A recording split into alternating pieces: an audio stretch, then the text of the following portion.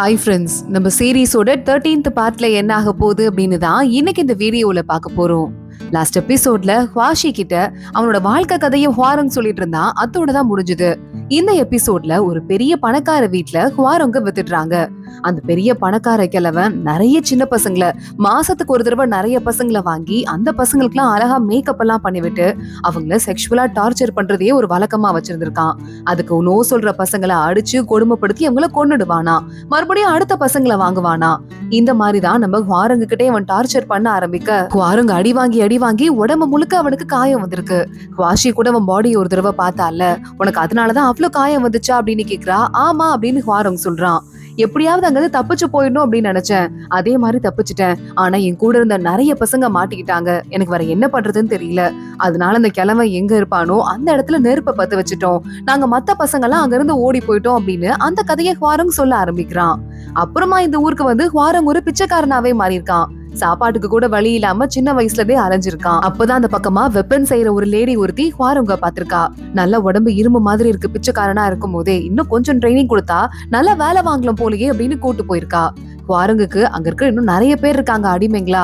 அவங்களுக்கு நல்ல சாப்பாடு போட்டு ட்ரெயின் பண்ணி, ஆனா அதே மாதிரி அடிச்சு கொடுமைப்படுத்துறது, அவமானப்படுத்துறது, நீ வந்து எனக்கு ஒரு அடிமை அப்படிங்கறத ப்ரூவ் பண்ணிட்டே இருக்கிறதுன்னு ரொம்ப கொடுமைப்படுத்தி இருக்கா.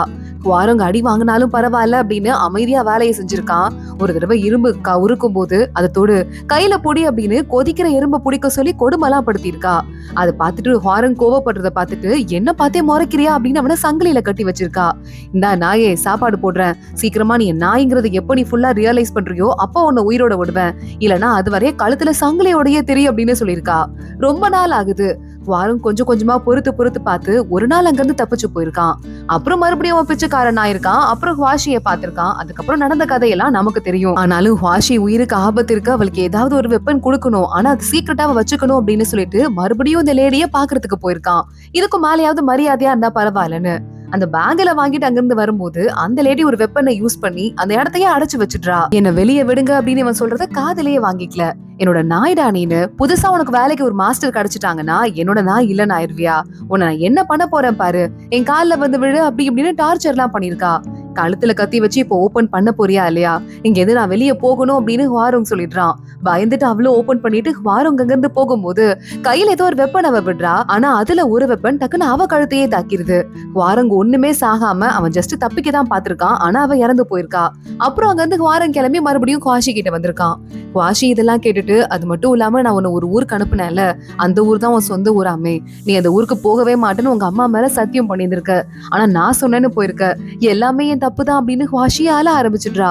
மேடம் நீங்க மட்டும் அழக்கூடாது, நீங்க தப்பே பண்ணல, நீங்க எது வேணா சொல்லலாம், நீங்க சொன்னா நான் என்ன வேணா பண்ணுவேன் அப்படின்னு ஹுவாரங் சொல்றான். நான் உன்னை எப்படியாவது வெளியே எடுக்கிறதுக்கு ட்ரை பண்றேன், நீ கவலைப்படாத அப்படின்னு வெளியே வந்துட்டு அங்க இருக்கிற போலீஸ் கிட்ட சொல்றா. ஹுவாரங் கேஸை இன்னும் விசாரிக்கவே ஆரம்பிக்கல. அவன் மேல கை வைக்காதீங்க, உங்களுக்கு மேல யார் இருக்காங்களோ அவங்க கிட்டே நான் வந்து வேலை பேசிக்கிறேன், இத சொல்லிடுங்க அப்படின்னு அங்க இருந்து கிளம்ப ஆரம்பிக்கிறா. இன்னொரு பக்கம் ஹுவாஷி நேரா வீட்டுக்கு வந்துட்டு மெஜிஸ்ட்ரேட் கிட்ட பேசலாமா, அப்பதான் ஹுவாரங்க அடிக்காம இருப்பாங்கன்னு அசிஸ்டன்ட் கேட்க, இல்ல மெஜிஸ்ட்ரேட் சொன்னா கேட்க மாட்டாங்க, யாரு சொல்லி அவனை அடிக்கிறாங்கன்னு எனக்கு தெரியும், அவங்க கிட்ட போய் பேசுறேன் அப்படின்னு ஹுவாஷி கிளம்பிடுறா. நேரா சீவுவை பார்க்க வந்துடுறா. சீவுல பாத்துட்டு நம்மள பார்க்க முதல் தடவையா வந்திருக்கா அப்படின்னு சந்தோஷமா பாத்துட்டு இருக்க. சில விஷயம் பேசணும் அப்படின்னு ஹுவாஷி சொல்றா. அவன் பேரு ஹுவாரங் கூட கிடையாது, சீரோங். எத்தனை தடவை உனக்கு சொல்றது, அவனுக்கு போய் சப்போர்ட் பண்ணிட்டு இருக்கியா அப்படின்னு சீவோ மறுபடியும் இவ்வளவு திட்ட ஆரம்பிக்கிறான். அவனோட பாடி கார்டு, அவனுக்கு எதுவும் ஆகக்கூடாது, அவன் எனக்கு நல்லபடியா கிடைக்கணும் அப்படின்னு ஹுவாஷி சொல்ல, பாடி கார்டா, அவன் உன்னை வித்தியாசமா பாக்குறான்னு உனக்கு தெரியாதா அப்படின்னு சீவோ கேட்டுடுறான். ஹுவாஷி அமைதியா இருக்கா. அப்போ உனக்கு தெரிஞ்சுதான் அவனை நீ பக்கத்துல விட்டு வச்சிருக்க, ஹுவாஷி நீ மனசுல என்னதான் நினைக்கிற அப்படின்னு சீவோ அவளை திட்ட ஆரம்பிக்கிறான். அவன் என்னை பத்தி மனசுல என்ன நினைக்கிறாங்கிறது எனக்கு முக்கியம் கிடையாது, நான் அவனை பத்தி என்ன நினைக்கிறேங்கிறதா எனக்கு முக்கியம். அவன் எனக்கு ரொம்ப உண்மையானவன், அவன் நல்லவன், அவன் எந்த தப்பும் பண்ணலங்கிறதால அவனை சீக்கிரமா ரிலீஸ் பண்ணணும், இத சொல்றதுக்கு தான் வந்திருக்கேன். அது மட்டும் இல்லாம நீங்க சொல்லாம அவனை யாரும் அடிச்செல்லாம் கொடுமைப்படுத்த மாட்டாங்க, அதனால அவனை எதுவும் அடிக்க கூடாதுன்னு நீங்க சொல்லுங்கன்னு ஹுவாஷி அங்க இருந்து கிளம்புறா. அட்லீஸ்ட் ஒரு தடவையாவது என்ன பாக்கணுங்கிறதுக்காக நீ வந்திருக்கியா அப்படின்னு உடனே சீவு கேக்குறான். வாஷிக்கே மனசு கஷ்டமா இருக்கு. நீங்களும் எனக்கு வார்னிங் கொடுக்கணும்னா என்னென்னவோ பண்ணிருக்கலாம், ஆனா இந்த மாதிரி மெத்தட் பண்ணிருக்க கூடாது. அதை என்னால தாங்கிக்கவே முடியல. நீங்க மட்டும் ஏன் இப்படி பண்ணீங்க அப்படின்னு கேட்டுட்டு வெளியே வந்துட்டு, இங்க அந்த சீவுவோட வீடு மிக பெருசு, இது என்னால தாங்கிக்க முடியாத ஒரு விஷயமா இருக்கு, அதனால சீவுவை மறந்துட வேண்டியதா அப்படின்னு சொல்லிட்டு வாஷி அங்க இருந்து வந்துட்டு இருக்கா. வாஷி வரும்போதே வண்டியை யாரோ தடுத்து நிறுத்துறாங்க. வேலைக்கார பொண்ணு எட்டி பாக்குறா. ஈலான் தான் வந்திருக்கான். அங்க உனக்கு எப்படி உன்னை காப்பாத்தணும் வாரங்க அப்படின்னு என்கிட்ட ஒரு ஐடியா இருக்கு, என் கூட கொஞ்சம் வந்து பேசு அப்படின்னு ஈலான் கூப்பிடுறான். வாஷி நேரா பக்கத்துல இருக்கிற ஒரு ஹோட்டல் ஒண்ணுக்கு போயிடுறா. ஈலானும் அங்கதான் வெயிட் பண்ணிட்டு இருக்கான். வாஷி கிட்ட சொல்லிட்டு இருக்கான், அந்த வாரங்குக்கு மேல 2 பேர் பழி போட்டாங்கல்ல, என் மாமனாரை கொண்டுட்டாங்கன்ட்டு, அவங்க 2 பேரும் வந்து ஏதாவது சொன்னா மட்டும்தான் வாரங்க காப்பாத்த முடியும். அவங்க இருக்கிற அட்ரஸ் நீ தேடிட்டு இருக்கதா கேள்விப்பட்டேன், அதை நான் கண்டுபிடிச்சிட்டேன். இங்க இருந்து 5 கிலோமீட்டர் தூரத்துல ஒரு பெரிய தெரு ஒண்ணு வரும். அந்த தெரு பேரே மாளிகை தெரு. அதுல ஒரு வீட்டுல தான் அவங்க மலைஞ்சிருக்காங்க. ஒரு பாலடைஞ்ச வீடு எது அப்படின்னு சொல்லிட்டு, அது மட்டும் இல்ல இன்னொரு விஷயம் சொல்றேன், எனக்கு அப்பவே வாரங்க ஒரு சாதாரண பாடி கார்டு இல்லன்னு தெரியும். அவன் உன்னை காப்பாத்துறதுக்காக வந்ததுலயே அவனோட உன் மேல இருந்த பாசம் எனக்கு தெரிஞ்சது. எதுக்கும் கேர்ஃபுல்லா இருந்துக்கோ. அதே மாதிரி சீவு கிட்ட நீ போகணும்னு ட்ரை பண்ணனா, சீவு கிட்ட நிறைய ப்ராப்ளம் இருக்கு, எக்கச்சக்கமான பாலிடிக்ஸ் அந்த வீட்டை சுத்தி போயிட்டு இருக்கு, இருந்தாலும் பாத்து இருந்துக்கோ அப்படின்னு அவன் சொல்றான். நான் எதுக்கு சீவுட்ட போய் போறேன், நீங்க தப்பா எதுவும் பேச வேண்டாம், உங்க வேலையை பாருங்க அப்படின்னு சொல்லிட்டு கொடுத்த டிப்ஸ்க்கு ரொம்ப தேங்க்ஸ் அப்படின்னு வாஷி சொல்றா. நீ என் உயிரை காப்பாத்திருக்க, அதுக்கு பதிலா அந்த டிப்ஸ் கொடுத்த நினைச்சுக்கோ அப்படின்னு ஈலான் அப்புறமா பாக்கலாம் அப்படின்னு சொல்றான். அவனை ஃப்ரெண்ட்லியா பாத்துட்டு வாஷி எங்க இருந்து கிளம்புறா. ஈலான் நேரா வீட்டுக்கு வந்துடுறான். வீட்டுக்கு வந்து மூயாவை பாக்குறான். நீ சொன்ன மாதிரியே அந்த 2 பேரும் எங்க இருக்காங்கிற தகவலை வாஷிக்கு கொடுத்துட்டேன். 2 பேரும் ஃப்ரெண்டா தானே இருக்கீங்க, அத டைரக்டா ஃப்ரெண்டா இருந்தா என்ன, ஏன் இப்படி பண்றீங்க அப்படின்னு ஈலான் கேட்க, நான் ஒன்னும் அவளுக்கு ஃப்ரெண்டு கிடையாது அப்படின்னு உன்னைக்கு மூயா சொல்றா. அந்த வீட்டுக்கு தானே போயிருக்கா, நானும் அவளுக்கு ஹெல்ப் பண்றதுக்காக போயிட்டு வரேன் அப்படின்னு மூயா அங்க இருந்து ஓடி போய் கிளம்புறா, குதிரை எடுத்துட்டு போறேன்னு. வாஷி நேரா அந்த 2 பேரும் தங்கி இருக்கிற வீடு ஊருக்கு ஒதுக்குப்புறமா இருக்குல்ல, அங்க வந்துட்டா. உள்ள போறா. அந்த 2 பேரையும் வாஷியோட ஆளுங்க புடிச்சு விசாரிக்க ஆரம்பிக்கிறாங்க. அந்த லேடி அழுவுறா, இங்க பாருமா, நாங்களே வந்து அந்த குவாரங்க புடிச்சு கொடுக்கணும்னு சொல்லிட்டு புடிச்சு கொடுக்கல, எங்களை அங்க நிம்மதியாவே இருக்க விட மாட்டேங்கிறாங்க. இப்ப பாரு புடிச்சு கொடுத்துட்டோம், அப்ப கூட எங்களுக்கு ஊருக்கு போறதுக்கு பயமா இருக்கு, எங்களால எங்க ஒட்டுமொத்த குடும்பத்துக்கும் ஆபத்து வந்துருமோன்னு. உண்மையாவே இந்த ஹாரங் தான் வந்து தீய வச்சான், அது நான் இல்லன்னு சொல்லல, கொலை பண்ணான் தான். ஆனா என் மாமனார் நல்லவன் கிடையாது, அவன் பண்ண வேலையால ஊருக்குள்ள எங்களுக்கே நல்ல பேர் கிடையாது, நாங்களே தனியா தான் வாழ்ந்துட்டு இருக்கோம், ஆனாலும் இப்ப வரை எங்களுக்கு நிம்மதி கிடைக்காமலே சுத்திட்டு இருக்கோம், என்ன பண்ண சொல்ற அப்படின்னு புலம்புறாங்க. ஏதாவது விஷயத்த மறைக்கிறீங்களா அப்படின்னு வாஷி கேக்குறா. எதையும் மறைக்கலமா, நீ வேணா யார்கிட்ட வேணா விசாரிச்சு பாத்துக்கோ அப்படின்னு அவங்க சொல்ல, வாஷி எங்க இருந்து கிளம்புறதுக்கு ஆரம்பிக்கிறா. வெளியே மூயா வெயிட் பண்ணிட்டு இருக்கா. தனியா பேசணும் அப்படின்னு வாஷியை கூட்டு போயிட்டு, ஷென்மோவை ரிலீஸ் பண்ணிருக்க, ரொம்ப ரொம்ப தேங்க்ஸ், அது என்னைக்குமே மறக்க மாட்டேன். அது மட்டும் இல்லாம இதுக்கும் மேல ஈலான் ஒன்ன லவ் பண்றாரா என்ன லவ் பண்றாரான்னா நான் யோசிக்க போறது கிடையாது, இதுக்கும் மேல ஈலானுக்கு நான் எவ்வளவு காதல் வச்சிருக்கேங்கிறத காட்ட வேண்டிய நேரம் அப்படின்னு மூயா சொல்றா. வாஷி பாக்குறா, இன்னுமா நீ அதை பத்தியே பேசிட்டு இருக்க, ஈலான் என் கல்யாணத்தன்னைக்கு உன்னை பத்தி தான் யோசிச்சுட்டு இருந்தாரு, அடுத்த நாள் மறு வீட்டுக்கு போகும்போது உன்னை பாக்குறதுக்கு தான் ஓடி வந்தாரு, அது மட்டும் இல்லாம அன்னைக்கு காப்பாத்தும் போது என் மேல காதல் வந்துருச்சு நீ சொல்றல, என்னையா காப்பாத்தினாரு, ஜஸ்ட் அவர் தெரிஞ்ச போனேன்னு யோசிச்சாரு, இப்படி எல்லா இடத்துலயும் ஈலான் உன்னதான் சூஸ் பண்ணிருக்கும் போது ஆனா நீ மறுபடியும் ஏன் டவுட் வச்சிட்டு இருக்கன்னு எனக்கு புரியல அப்படின்னு வாஷி சொல்றா. உடனே மூயா பாக்குறா, இதெல்லாம் நான் பாக்க விட்டுட்டேன், ஒரு பொசசிவ்னஸ்ல பாக்க விட்டுட்டேன்னு சொல்லிக்கலாம், எனக்காக ஈலான டிவோர்ஸ் பண்ணதுக்கும் ரொம்ப தேங்க்ஸ், அது மட்டும் இல்லாம நான் இப்ப சொல்றேன் கேளு, இதுக்கும் மேல நான் பழி வாங்கணும்னு சொல்லிட்டு உன் பின்னாடி வர போறது இல்ல, இன்னொரு தடவை உன்னை பார்த்தா புதுசா உன்னை பாக்குற மாதிரிதான் இருப்பேன், என் பழி வாங்குற எண்ணத்துல நான் முழுசா அழிச்சிட்டேன் அப்படின்னு மூயா சொல்றா. வாஷி நான் போயிட்டு வரேன் அப்படின்னு அங்க இருந்து கிளம்புறா. வாஷி மறுபடியும் நம்ம குவாரங்க பாக்குறதுக்கு ஜெயிலுக்கு வந்துடுறா. குவாரங் பாக்குறான், எதுக்கு இங்க அடிக்கடி வரீங்க, இந்த இடமே அழுக்கா இருக்குன்னு சொல்ல, அதெல்லாம் ஒண்ணும் இல்ல பரவாயில்ல அப்படின்னு சொல்லிட்டு அந்த 2 பேரையுமே புடிச்சிட்டேன், நீ ஒண்ணும் கவலைப்படாத, உன்னை ஜெயில இருந்து நான் எப்படி வெளியே கூட்டு வருதுன்னு எனக்கு தெரியும், என்ன ஆனாலும் பரவாயில்ல உன்னை கூட்டு வந்துருவேன்னு சொல்ல, நான் உங்களுக்கு அவ்வளவு முக்கியமா அப்படின்னு குவாரங் கேக்குறான். நீ எனக்கு ரொம்ப முக்கியம் அப்படின்னு வாஷி சொல்லிட்டு இருக்கா. ஏற்கனவே உன் காலை புடிச்சு என்னை காப்பாத்துறதுக்கு தடுத்து நிறுத்தினால அந்த வேலைக்கார பொண்ணை வீட்டை விட்டு வெளியே அனுப்பிட்டேன், என்கிட்ட இப்ப இருக்குது 2 அசிஸ்டன்ட் தான், அதுலயும் ஒருத்திக்கு கல்யாணம் ஆக போகுது, அப்புறம் இன்னொரு பொண்ணு இருக்கா, அடுத்து நீ இருக்க, நீங்க 2 பேர் மட்டும் தான் எனக்கு இருக்கீங்க, உங்களுக்கு கூட்டிட்டு தான் அந்த ஊரை விட்டு நான் போக போறேன், குவாரங் நீ எனக்கு ஒரு ஐடியா கொடுறா, போற பாதை கரடு முரடா இருக்குன்னு தெரிஞ்சா தைரியமா போகணுமா இல்ல திரும்பி வந்துடணுமா அப்படின்னு கேட்க, எதுக்கு பிரச்சனை இருக்கும் போது போறீங்க, திரும்ப வந்துருங்க, ஒரு வேலை அப்படி போய் தான் ஆகணும்னா என்ன கூட்டிட்டு போங்க, நான் உங்களை பாத்துக்கிறேன் அப்படின்னு குவாரங் சொல்றான். வாஷி சிரிச்சுட்டு அங்க இருந்து கிளம்புறா. ஜுவல்லரி எல்லாம் எடுத்து வச்சிட்டு இருக்கா. இந்த 2 வேலைக்கார பொண்ணுங்க இருப்பாங்கல்ல, அதுல மெயின் வேலைக்கார பொண்ணு கடையெல்லாம் உங்க பேர்ல இருந்ததெல்லாம் வித்துட்டாராம். அந்த அசிஸ்டன்ட் வந்து காசு கொடுத்தாருன்னு சொல்ல, சரி இருக்கட்டும், இங்கே இருக்கட்டும், கொஞ்ச நேரம் முக்கியமான வேலை இருக்கு, அதை பார்த்துட்டு வரேன் அப்படின்னு சொல்லிட்டு பக்கத்துல இன்னொரு வேலைக்கார பொண்ணு இருக்கா.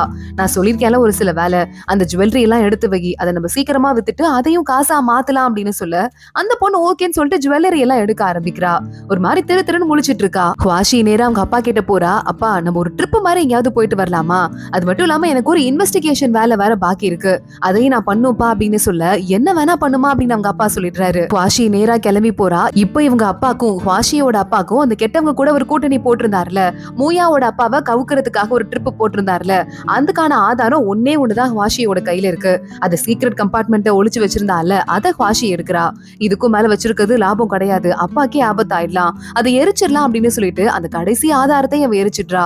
அதை எடுத்துட்டு அங்கிருந்து நேரா கிளம்பி வரா. சீவுவை பாக்கணும் அப்படின்னு வெயிட் பண்ணிட்டு இருக்கா. ஆனா சீவு பிஸியா இருக்காருமா, நீங்க அவரை பார்க்க முடியாது, அப்புறம் வாங்கன்னு அசிஸ்டன்ட் சொல்லிடுறாங்க. எவ்வளவு நேரம் ஆனாலும் பரவாயில்ல, இங்கே நிக்கிற அப்படின்னு குவாஷி சொல்றா. இல்லம்மா, உனக்கு பேர் சரியா இருக்காது, என்ன கிளம்பிடு அப்படின்னு மறுபடியும் அசிஸ்டன்ட் சொல்ல, இல்லங்க பரவாயில்ல, நான் வெயிட் பண்றேன் அப்படின்னு குவாஷி சொல்லிட்டு இருக்கா. இதே மிங்கி யோசிச்சுட்டு இருக்கா. அம்மா, குவாஷியும் நானும் க்ளோஸா தானே இருந்தோம், அடிக்கடி பார்க்க வந்துருந்தா, இப்ப வீட்டுக்கு வந்து கூட என்ன பார்க்க வர மாட்டேங்கிறா, என்ன விஷயம் தெரியலையே, எதுக்காக நேரா சீவுவை பார்க்க போயிருக்கா அப்படின்னு அவ பேசிட்டு இருக்கா. சீவு அப்ப கதவை திறந்துட்டு வெளியே வரான். குவாஷியை பாக்குறான். டக்குன்னு அவ கையை பிடிச்சி இழுத்துட்டு உள்ள போய் டோரை க்ளோஸ் பண்ணிடுறான். குவாஷியை பார்த்துட்டு, உன் பேரு கெட்டு போயிடும், நான் கண்டிப்பா வெளியே வந்து உன்னை கூப்பிட்டு போய் உனக்கு தெரியும், அதனாலதான் நான் வெளியே வெயிட் பண்றேன், என் மனசோட நீ விளையாடிக்கிட்டே இருக்க அப்படின்னு உடனே சீவு சொல்லிட்டு இருக்கான். குவாஷி அவனையே அமைதியா பார்த்துட்டு, இப்போயும் நான் உங்களை பாக்குறதுக்கு வரல, எனக்கு ஒரு ஃபேவர் வேணும், அதுக்காக தான் வந்திருக்கேன் அப்படின்னு குவாஷி சொல்றா. உடனே பயங்கரமா சீவு சோகம் ஆயிடுறான். உனக்கு என்ன வேணும் அப்படின்னு கேட்க, என் பாடி கார்டு ரிலீஸ் பண்ணும், எனக்கு அதுதான் வேணும் அப்படின்னு குவாஷி சொல்றா. நீ ஜஸ்ட் சொன்னங்கிறதுக்காக ஒரு கொலைகாரனை வெளியே இருந்து அனுப்ப முடியுமா? ஜெயில அவனுக்கு தண்டனை கொடுக்க வேண்டாமா அப்படின்னு சீவு கேக்குறான். அவனுக்கு தண்டனை கொடுக்கணும் தான் நான் இல்லன்னு சொல்லல, சின்ன வயசா இருக்கும் போது பண்ண தப்புக்கா, அவன் எதனால அந்த தப்பு பண்ணாங்கிறதெல்லாம் விசாரிக்க வேண்டாமா அப்படின்னு குவாஷி சொல்ல, சின்ன வயசுங்கிறதால பண்ண தப்பு இல்லன்னு ஆயிடுமா என்ன, கொடுக்க வேண்டிய தண்டனைய கொடுத்துதான் ஆகணும் அப்படின்னு சீவு சொல்லிட்டு இருக்கான். யாரா இருந்தாலும் தப்பு பண்ணவங்களுக்கு தண்டனை கிடைச்சுதான் ஆகணும் அப்படின்னு சீவு மறுபடியும் சொல்ல, குவாஷி பாக்குறா. யாரா இருந்தாலும் கிடைச்சுதான் ஆகணுமா? அப்போ மெங்கி இருக்கால, நான் அவங்க கூட க்ளோஸா இருக்கிறது, நீங்க என் மேல பாசம் வச்சிருக்கிறது பிடிக்காம அன்னைக்கு ஃபங்க்ஷன்ல என்ன கொல்றதுக்கு ஆள் செட் பண்ணி அந்த ஆள் நேரா என்ன கொல்றதுக்கு பதிலா என் அண்ணனை கொண்டுட்டு போயிட்டான். அப்போ மெங்கி ஒரு கொலைகாரி ஆயிட்டா. அந்த மெங்கிக்கும் தண்டனை கிடைக்கணும் தானே, ஏன் ஆனா அவளுக்கு மட்டும் கிடைக்கல அப்படின்னு கேட்க பயங்கரமா சீவு ஷாக் ஆயிடுறான். இந்த விஷயத்தை வச்சு மிரட்டி உன் பாடி கார்டை வெளியே எடுக்கிறதுக்கு வந்திருக்கியா அப்படின்னு கேட்டுட்டு இருக்கான். குவாஷி பாக்குறா. அப்போ உங்களுக்கும் உண்மை தெரிஞ்சிருக்கு, தெரிஞ்சிருந்துதான் என்கிட்ட சொல்லாம விட்டுருக்கீங்க கரெக்டா அப்படின்னு குவாஷி கேக்குறா. சின்ன சின்னதா வேற ஏதோ டீம்ல இருந்து ஒரு ஆளுங்க வந்திருக்காங்கன்னு எனக்கு டவுட் வந்தது. அன்னைக்கு ஷென்மோ கிட்ட பேசும்போது கூட அவன் என்கிட்ட சொன்னான், நாங்க இல்ல வேற யாரும் இந்த ஃபங்க்ஷனை யூஸ் பண்ணிட்டு உள்ள வந்திருக்காங்க, இந்த வீட்ல ஃபங்க்ஷன் நடக்குதுன்னு தெரிஞ்சுதான் வந்திருக்காங்க அப்படின்னு சொன்னான். நான் மெங்கிட்ட பேசும்போது நான் தான் டார்கெட்னு சொன்னப்ப அவ கொஞ்சம் கூட ஷாக்கே ஆகல. இதெல்லாம் வச்சு எனக்கு டவுட் தான் வந்துச்சு, இப்போ நீங்க சொன்னதை வச்சுதான் நான் கன்ஃபார்ம் பண்ணிருக்கேன் அப்படின்னு குவாஷி சொல்றா. சீவுவும் யோசிச்சு பாக்குறான். அவனுக்கு தகவல் வந்துச்சுல, சீக்ரெட் ஏஜென்ட் கொண்டு வந்து கொடுத்தான்ல, அதுல மெங்கி தான் அந்த வேலையை பண்ணிருக்கான்னு தெரியுது. மெங்கின்னு தெரிஞ்சா நிறைய ப்ராப்ளம் வரும் போல. இப்ப இவனுக்கு மெங்கியோட குடும்பம் தான் ஒட்டு மொத்தமா சவுத்துல இவங்க கம்பெனியை பாத்துட்டு இருக்காங்க. சவுத்துல இப்படி ஏதாவது ஒரு ப்ராப்ளம் வந்தது அப்படின்னா இந்த ஒட்டுமொத்த குடும்பத்தோட பேரும் கெட்டு போயிடும், ராஜா வரைய விஷயம் போயிடும், ஒட்டுமொத்த பரம்பரைக்குமே ஆபத்து வந்துரும் சொல்லிட்டு தான் இந்த விஷயத்த மறைச்சு வச்சிருக்கான் சீவு. சீவு அமைதியா பாத்துட்டு இருக்க குவாஷி பாக்குறா. இது மட்டும் கரெக்டா, நீங்க பண்ணது தப்பு கிடையாதான்னு சொல்ல, அவ கண்டிப்பா தண்டனை அனுபவிப்பா, கொஞ்சம் டைம் எனக்கு வேணும், எல்லா பிரச்சனையும் சால்வ் பண்ணிட்டு நான் அவளுக்கு தண்டனை கொடுக்குறேன் அப்படின்னு மறுபடியும் சீவு சொல்றான். அது உங்க இஷ்டம், நீங்க எப்பயோ தண்டனை கொடுத்துக்கோங்க, எனக்கு அதை பத்தி கவலை கிடையாது, என்ன பாத்துக்கிறதுக்கு என் மேல பாசம் வச்சுக்கிறதுக்கு சில பேர் தான் இருக்காங்க, அந்த சில பேரை நான் காப்பாத்தணும், வாரங்க ரிலீஸ் பண்ணுங்கன்னு சொல்ல சீவு பாக்குறான். நான் உன் மேல பாசம் வைக்கலையா, உன் மேல எவ்வளவு அக்கறை வச்சிருக்கேன்னு உனக்கு தெரியலையா அப்படின்னு கேட்க, எவ்வளவு அக்கறை வச்சு என்ன பிரயோஜனம், என்கிட்ட உண்மையை மறைச்சிருக்கீங்க, உண்மை தெரிஞ்சும் கூட எங்க அந்த பொண்ணுகிட்ட நான் பேசினா உண்மையை கண்டுபிடிச்சிருவேணும்னு சொல்லிட்டு நானும் அவளும் பேசும்போது தடுத்து நிறுத்தி இருக்கீங்க, இதெல்லாம் இப்பதான் நான் ரியலைஸ் பண்றேன், இது பேர் பாசம்னா உண்மையான பாசத்துக்கு அர்த்தம் உங்களுக்கு என்னன்னு தெரியல நினைக்கிறேன். அது மட்டும் இல்லாம நானே எங்க அப்பா அம்மா 3 பேரும் இந்த ஊரை விட்டு போக போறோம், எங்களை விட்டுருங்க அப்படின்னு வாஷி சொல்லிட்டு இருக்கா. ஊரை விட்டு போக போறியா, என்ன சொல்ற, நான் எப்படி உன்னை விட முடியும் அப்படின்னு சீவு கேட்டுட்டு இருக்கான். நீங்க என்ன விட்டுதான் ஆகணும் அப்படின்னு வாஷி மறுபடியும் சொல்ல, நான் வேணா பாடி கார்டை ரிலீஸ் பண்றேன், ஆனா அவன் கூட போயிட்டு நீ ஜாலியா இருக்கிறதெல்லாம் என்னால ஒத்துக்கவே முடியாது அப்படின்னு ஏதோ ஒரு பாக்ஸ் ஒன்னு அவன் எடுத்துட்டு வரான். வாஷி அந்த பாக்ஸ் எடுத்து பாக்குறா. பார்த்தா அந்த பாக்ஸுக்குள்ள வாஷி ஒரு லெட்டர் கூட எரிச்சுட்டு தான் நினைச்சிட்டு இருக்கால. அந்த லெட்டர் உள்ள இருக்கு. அதாவது வாஷியோட அப்பா கெட்டவங்க கூட கூட்டணி போட்டு எப்படி மூயாவோட அப்பாவை ஜெயிலுக்கு அனுப்புனாரு அப்படிங்கிறதுக்கான அந்த ஆதாரம் அதுக்குள்ள இருக்கு. வாஷி இதை பார்த்துட்டு ஷாக் ஆயிடுறா. இப்பதான் ரியலைஸ் பண்றா, அவ ஃப்ரெண்டு வேலைக்கார பொண்ணு கிட்ட எல்லாத்தையும் எடுத்து வைன்னு சொன்னால, அந்த வேலைக்கார பொண்ணு வேற யாரும் இல்ல, சீவோ அனுப்புனாள் தான். முதல் தடவையும் உன்னை பார்க்க ரொம்ப வித்தியாசமா இருக்குன்னு நான் தான் அந்த பொண்ணை உன்கிட்ட வேலைக்கு அனுப்புனேன். அந்த பொண்ணு தான் அந்த லெட்டரை கொண்டு வந்து கொடுத்தா. நீ எரிச்சது ஜஸ்ட் ஒரு காப்பி தான். இப்ப சொல்லு, இப்ப என்கிட்ட ஒரு ஆதாரம் இருக்குல்ல அப்படின்னு கேட்க வாஷி பாக்குறா. ஏதோ நான் உங்களை நம்பலன்னு சொன்னீங்க, இப்படிப்பட்ட ஒரு ஆளை யாராவது நம்ப முடியுமா? என்னை எப்படி சந்தேகப்பட்டு என்னை எப்படி வேலை வாங்குறீங்க பாத்தீங்களா அப்படின்னு வாஷி கேக்குறா. சியூ அவளை தூக்கி நிறுத்துறான். வாஷி, நீ என்னை எப்பதான் புரிஞ்சுக்க போற அப்படின்னு சொல்லிட்டு வாஷி அமைதியா பாத்துட்டு இருக்கா. சரி, ஓகே, எங்க அப்பா பண்ணது தப்பு தான், அந்த தப்புக்கு அவர் பொறுப்பேத்துக்குவாரு.